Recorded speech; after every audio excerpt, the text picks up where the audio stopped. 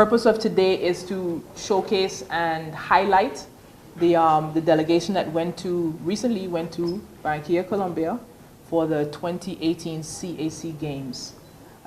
We had a team of 4 athletes that went to the games and a host of support staff, including the chef de mission, the president of the Sport Federation and his delegation, and also the technical staff that also accompanied these athletes to the games.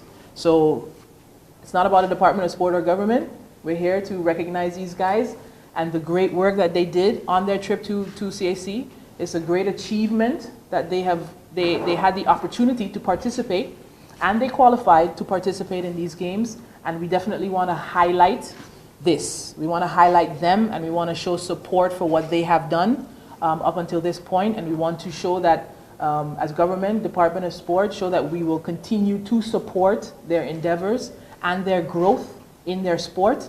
And we also want to say that and encourage more sports and more athletes to participate and to develop in their sport, knowing that there's a possibility for future development, there's a possibility for future achievements. So we definitely support what these guys are doing, and I will turn over the podium to Mr. Bell, the president of the St. Martin Sport Olympic Federation, who will give an overview, synopsis of what happened at the games and how well the athletes did and what took place at the games. And he will give us that synopsis at this point.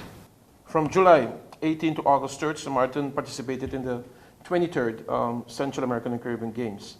It was a historical moment also for St. Martin, playing among the best athletes in the region.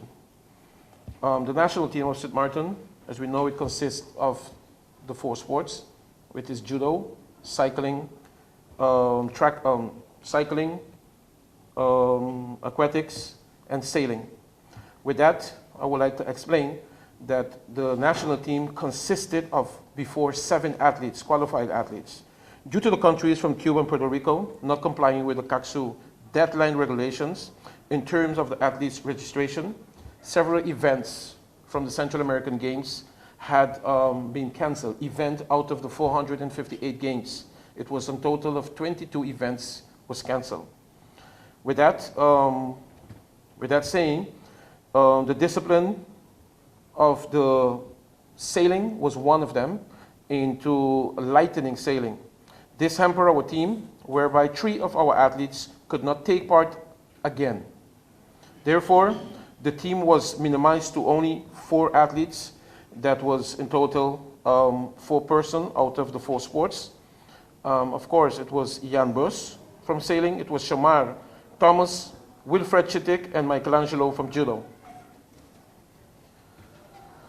Under the leadership of Camille Paula, we had an assistant chef of mission. We have also the technical director, Mr. Theodora Burton. We had a public relation, that was Mr. Joshua Bowers. In the medical team, it was full, completely with the medical team. That was the head of the organization. That was the therapist, Michael Benjamin. And we have also the delegation doctor for St. Martin was Nahu Mershak. And we had the other therapist, that was Eric Martina. Among them, we had 3 coaches / also delegate. That was the athletic coach was Mr. Burton as well. And the judo coach was Mr. Byron Isabia and Mrs. Carrie Byerly, yes. In this, the minister, the head of sport, and the director and the members of the supervisory board were invited to attend the opening ceremony of the CAC Games. The purpose why they were invited was to get a general view of the games and also the Olympic atmosphere and the feeling to acknowledge the historical moment that St. Martin had been encountering. It was very important that St. Martin Olympic Federation gets the full support to our sport ministry, from our sport ministry, the sport department, and the sport NSI, as we are moving forward to sport to another level or to another direction. The St. Martin Olympic Federation have completed the first stepping stone, which means that for the Central American Games, we had a mission, and one of the mission is to reach to the Games, and not only reaching, qualify first, prepare and qualify to reach to the game, and that is what we did. And thank for all the supporters that we make it, as how the Chef of Mission mentioned a while ago, that we complete this task. I want to make a direct statement as the president of the St. Martin Sport Federation.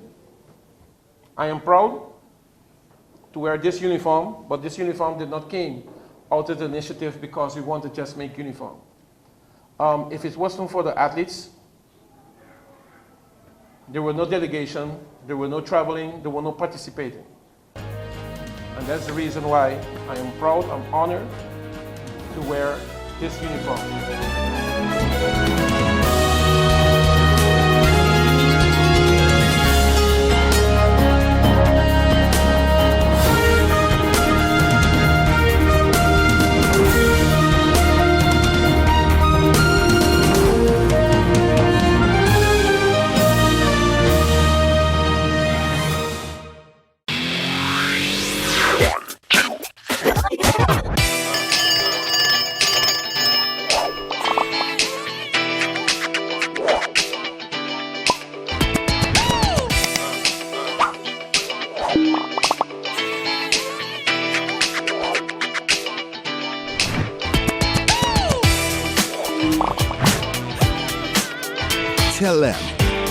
Connecting you.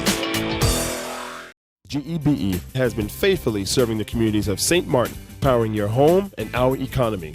Come rain or shine, our qualified team of professionals are working hard 24 hours a day to provide you and your family with safe, reliable electricity and water.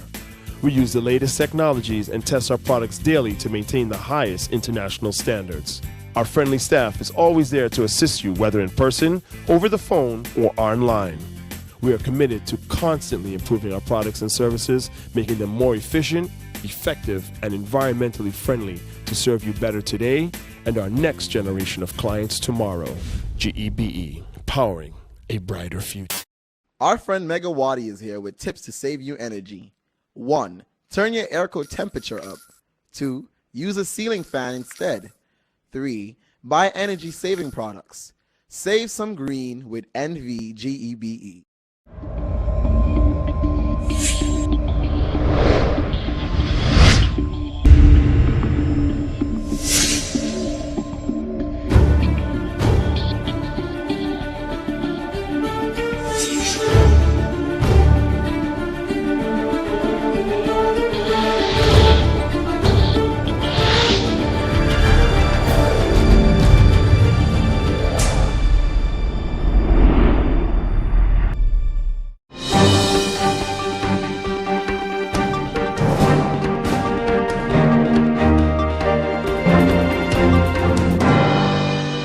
One of the tasks of the Nature Foundation is to manage the marine park. With managing the marine park, that means that we have to control, there's no fishing allowed, so no illegal fishing, etc., etc. But people were so desperate for food right after the hurricane that there was a lot of illegal fishing going on in the marine park. So we actually worked quite closely together with the Coast Guard into, increasing our patrol in the marine park, and we actually got quite a bit of people poaching in the area. So we had to step up our law enforcement activities also. So it just goes to show that aside from all of the other things that we do, we had to continue with our tasks that we usually do on a day-to-day basis at the, within the marine park and outside. One of the main things that we did was increase our communication. So constantly we received requests by the Dutch media, by the US media, by local media to give information on what the status of the island was right after the hurricane, on what some of the environmental issues were that we had to deal with, and because of that high exposure, that constant push to keep people updated as to what was going on, we were able to host a royal couple and really, highlight some of the issues that we were dealing with and some of the responses that we were involved with. First came the royal couple, and then we got a request to go to Parliament. to also update Parliament on some of our activities that we were involved in after the hurricane, and to really push for, a quicker cleanup of especially our wetlands, Oyster Pond, and Simpson Bay, because we really saw that as being one of the most crucial areas that we were struggling with. I say one of the most crucial areas, but the most crucial area that we have been struggling with, especially post-hurricane, is the landfill. We have seen an exponential growth of the landfill, also an increase in flare-ups. There is a misconception that the dump is only a problem when you see huge smoke on it, coming out of it, but the dump is constantly on fire. So we realize that it does have the attention of the government, but we need to have a quick resolution to what is the most critical environmental issue in St. Martin at the moment. We did step up our response to it. This was the Charlotte Brooksing Academy, who were housed in a tent directly downwind of the dump fires. So we took it upon ourselves, through the support of the community, to distribute face masks, which would help some relief for the people that were, for the kids that were affected by the dump fires. Another positive that came out of the hurricane is we see an increase in volunteerism. We are now currently hosting beach cleanup activities with the cruise industry, especially Princess Cruises have been constantly sending groups out to the island to help us out with our cleanup activities. So this was the first group. We hosted 2 groups on this day of about 300 people altogether. So it was a very successful activity.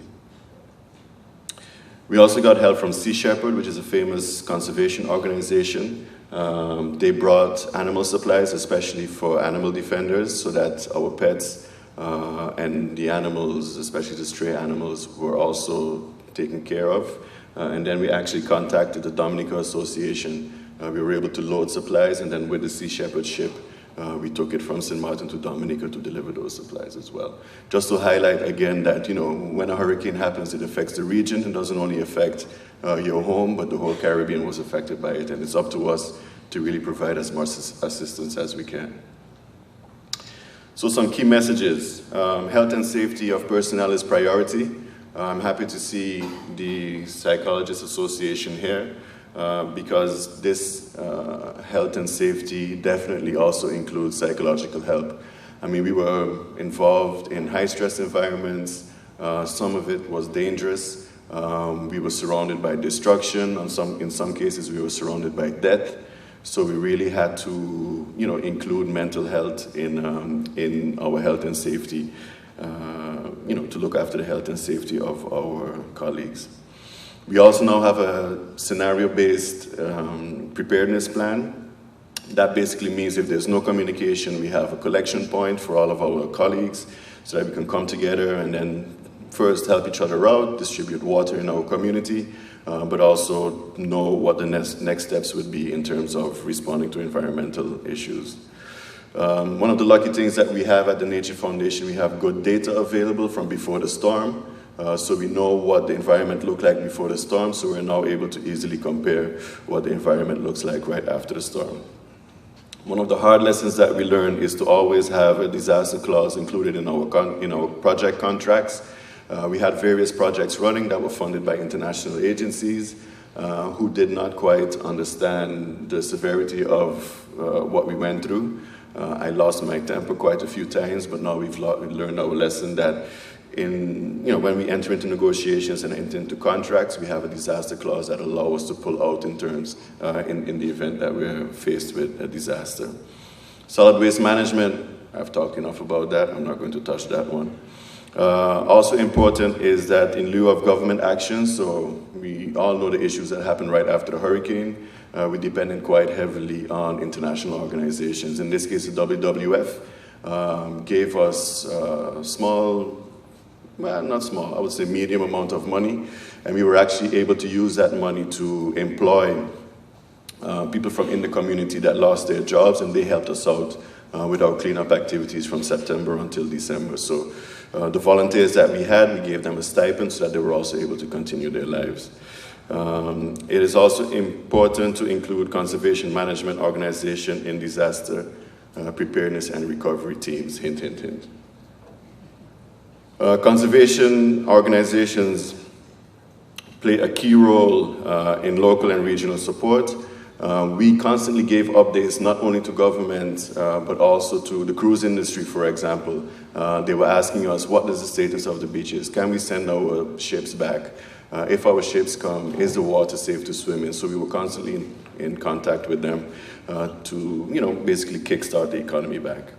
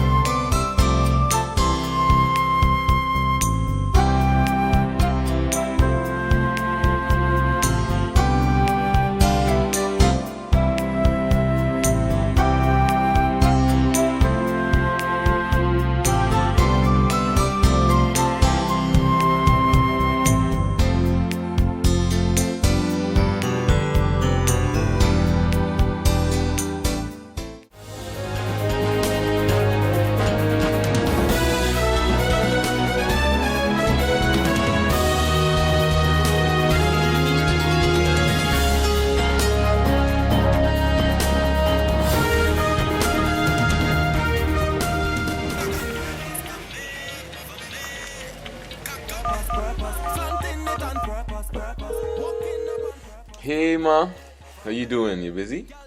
I hear, just paying some bills, taking care of business, you know what it is? I know, you're doing your online banking. I don't have to stand in those long lines to pay bills. I can transfer when I want. I can check my account wherever. It's like the bank open 24/7. I even here checking the statement right now as we're talking. How's Miami?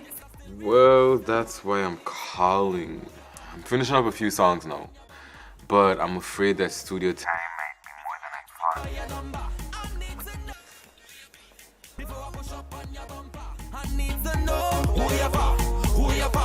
thought. And I was wondering if I could get some help with some funds, and I could pay you back as soon as I get back to St. Martin. Let me check my account.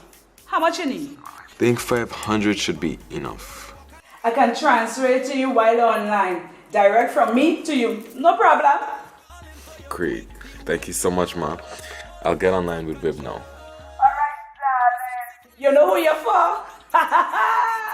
I need to know who you're for. Contact Wib today for your complete personal online banking experience. Available for all mobile devices. The Wynwood Islands Bank, now your online banking partner in progress. Who you're for.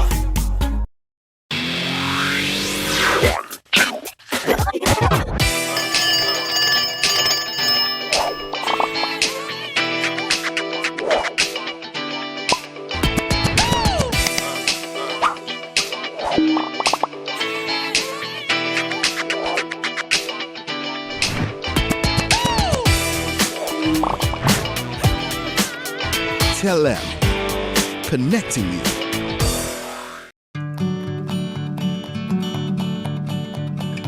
It's been said that behind every door, possibility awaits.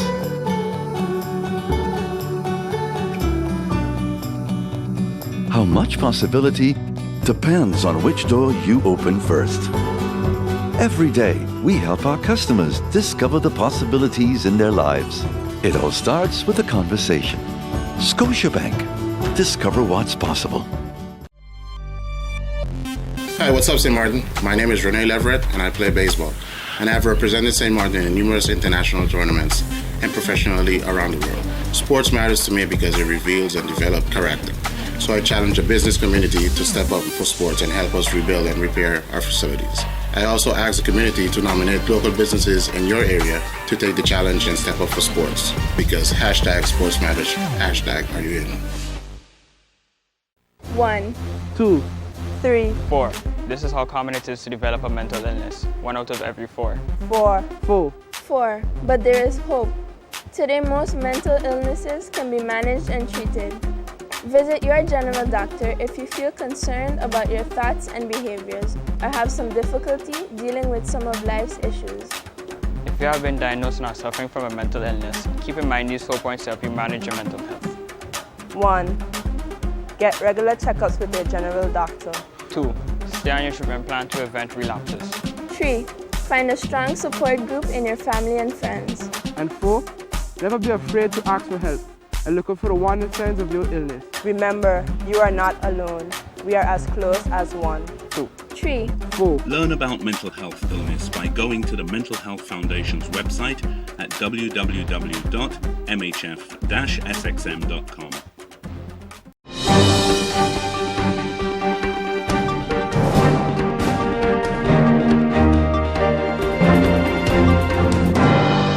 Is an update on the construction short course. I've spoken about it a couple of times. These are courses that are organized by MIC-IT, NEPA, and the Ministry of VSA.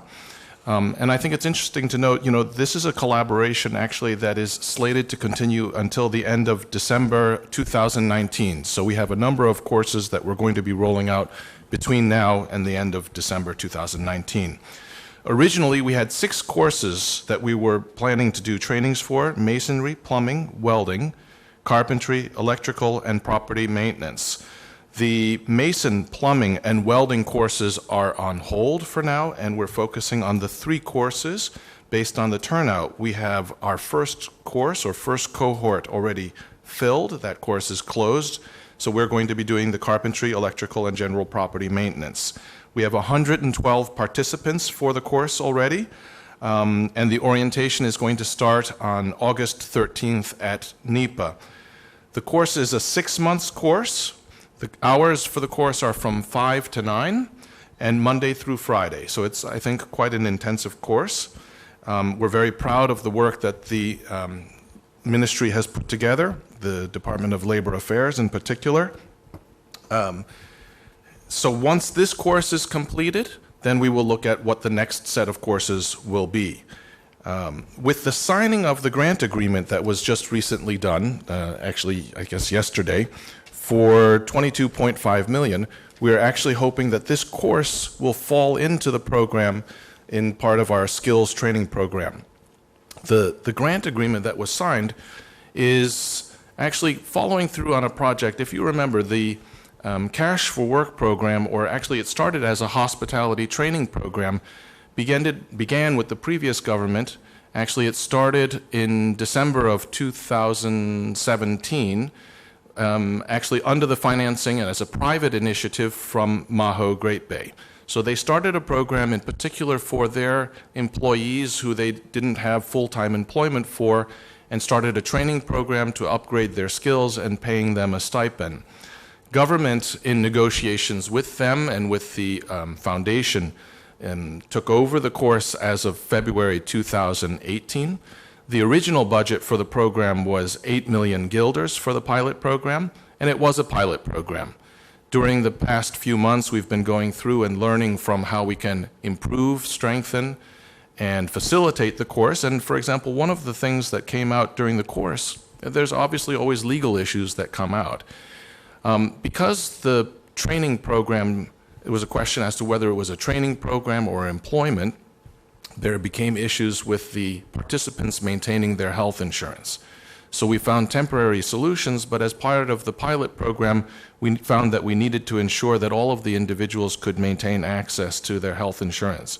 And we're very happy that in our negotiations with World Bank, we've managed to include that there will be a contribution for the participants of the course towards SLV so that the participants can maintain their health insurance benefits. With the grant of $22.5 million, it allows us to extend the program. It allows us to strengthen the program. It allows us to increase the number of participants in the program. The Ministry of VSA is very proud to have organized what I believe is an exceptional program that really helps the people in our community who find that their income has dropped due to reduced hours. This is a great way for them to educate themselves, to add the set of skills to their repertoire, and to earn a stipend in the process and maintain their health insurance. So in the end, after the course is finished, we will have a workforce that is highly educated, that they're more proficient, and in the meantime, we've also helped them to bridge the gap between now and when the hotel properties finish their rebuilding process. So very proud of that project. In addition, the Department of Labor Affairs hosted a meet and greet for the construction partners. The main idea of the meet and greet was to make sure our industry partners, private sector, is familiar with NESC, or the National Employment Service Center. You know, the ministry is trying to be innovative. We're trying to recognize all of our social partners and realize that it's only through collaboration that in the end we're going to strengthen the employability of our people, our economy, and our various industries. So this was a cocktail reception that was hosted on July 31st. 45 different construction companies attended. And as I said, the aim of it was to familiarize our partners with all of the things that the Ministry of VSA is doing, and in particular, NESC. We're also going to be looking to our partners to help us with placing interns or apprentices within their companies. So as we're training individuals, we want them to be able to gain that practical experience, and we believe that one of the ways they can do that is through basically an internship program. As you know, we have a number of people that are doing studying abroad and also all of our training programs, and we'd like to ensure that the graduates from these programs also have access to employment once they finish. And so maintaining that relationship with our partners is a key part of ensuring the employability of the people once they finish the training programs. NESC continues to work with the Division of Study Financing. We have 8 students in Trinidad. Their construction course is expected to complete in October of this year. And again, we look forward to assisting them when they return home with finding employment in our community. One of the other interesting things is that the partners at the meet and greet indicate interest in having actually their employees attend our construction short courses. So although they've hired people already for the companies to work, they certainly recognize that there's some skill sets that perhaps the individuals could strengthen. And so they expressed interest in having some of their employees participate in some of our training courses, and that's something that we certainly welcome. I think anything that improves or strengthens the ability of our staff to perform well, excellent. So we're very happy to build on the partnership and cooperation between private sector and government.